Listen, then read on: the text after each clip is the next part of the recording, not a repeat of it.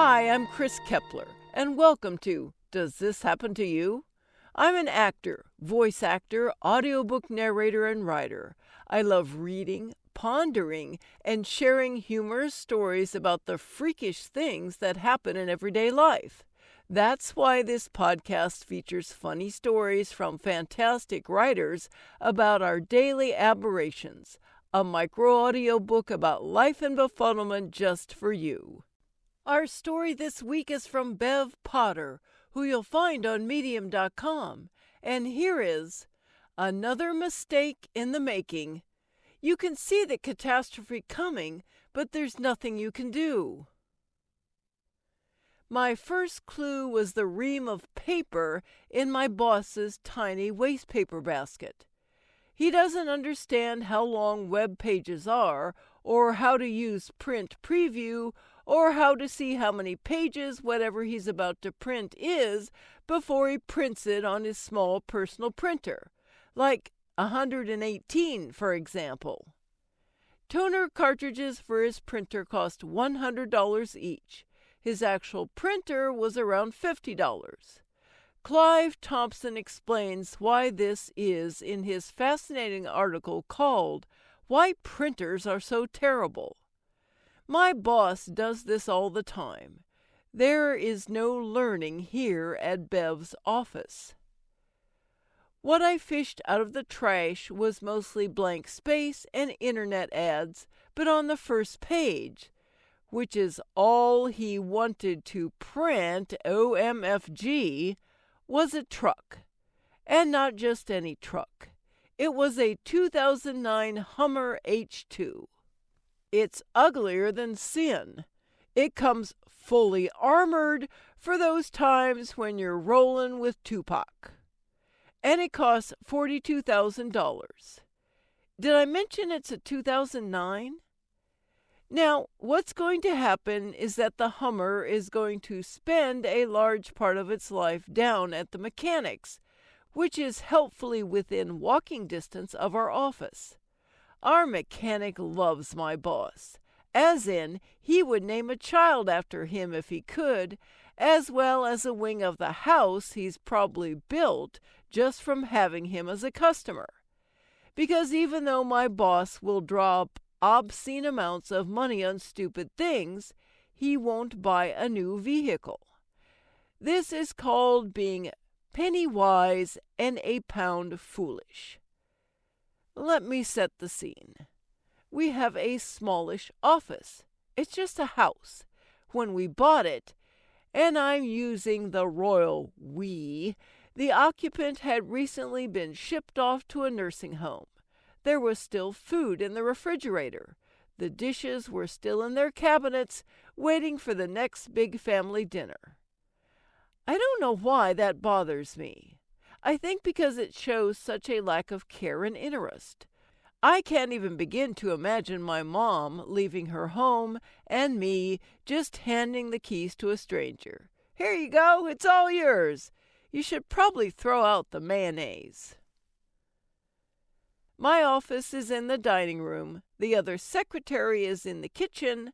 My boss and the second auxiliary boss are in the bedrooms.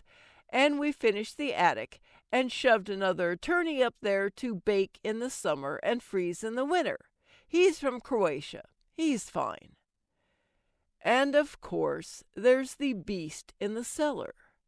The beast changes, but there's always a beast. And they're always very tolerant of the sewage which backs up occasionally, so the price must be right. It goes without saying that normal people do not want to live in an office basement with 2 tiny windows, no cell reception, no covered parking, and a rodent infestation. I put all my snacks up in a higher cabinet after opening a drawer to find that absolute carnage had been wreaked on my peanut butter crackers. The current beast is a hoarder who lives off a trust fund from his family. Let's just say he's different. We hear him at work down there, pounding, drilling, sawing. Sometimes noxious fumes drift upwards through the floorboards. Glue? paint. Should I open a window? Should I call a hazmat team? The beast uses a lot, and I mean a lot, of blue disposable gloves that somehow always end up hanging out of the garbage cans like a body might be attached. They litter the front lawn like a serial killer threw them out the window as he drove by. The tenant gets a parking space at the very back of the lot, where I park, on the gravel. Actual paying customers can choose from 5 slots on the cement. The boss's Miata convertible and his golf cart take up the garage, which is where I used to park before me and the other secretary got kicked out for the rotating crop of superfluous vehicles. I park as far away as humanly possible from everybody else because they're all a hazard. One attorney has been known to scrape off the side view mirror of his BMW. They all drive at 1,000,000 miles per hour in the driveway. And now there's the Hummer, which is actually the second Hummer. The first Hummer was bright yellow and looked like the Bananamobile on steroids. It was a joke, but the boss is too socially tone-deaf to see it that way. His vehicles are a symbol of all his psychological issues, as is the constant spending. And yet, he won't let me buy a new small refrigerator for the office so that we can actually store food in it. He thinks it's funny that the entire freezer compartment is a solid block of ice. That's fine. I'm sure my partially thawed lean cuisine won't give me botulism. A Hummer is useless. The seats are hard. There's no storage, and it gets 14 mpg. Yes, 14. My boss will travel to any court in Northeast Ohio for any amount of money because, again, math is not his strong suit. He easily spends $600 to $800 a month just on gas. And now he has, counting on fingers, 5 cars, including 2 for his kids, and no place to put them because his 6,000 square foot McMansion doesn't have enough storage space. Whatever. I'm used to parking far, far away and slogging through the rain and the snow. Maybe I can hike the arthritis away. I'd like to introduce you to a podcast with the best name ever. Fire Breathing Kittens is an actual play one-shot podcast that plays various tabletop role-playing games with a season-long plot.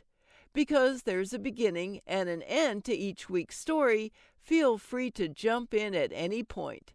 Hop into any tale that sounds fun. The cast rotates. Every week has a different combination of 4 from the same group of people.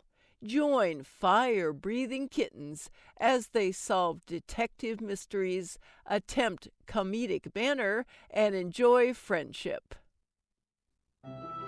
Thanks so much for listening. If you enjoyed this story, let me know and share it with your friends.